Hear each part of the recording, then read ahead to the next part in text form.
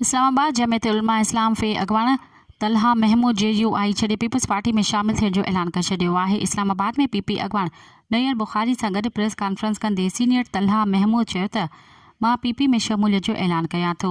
मूंखे बिलावल भुट्टो ज़रदारी तरफ़ां PP में शमूलियत जी दावत आई। उन खां अलावा मूंखे हिकु हफ़्तो अॻु आसिफ़ ज़रदारी पिणु घुरायो हो, जिते तफ़सीली मुलाक़ात थी, जंहिं दौरान आसिफ़ ज़रदारी मूंखे पार्टी में शमूलियत जी दावत ॾिनी।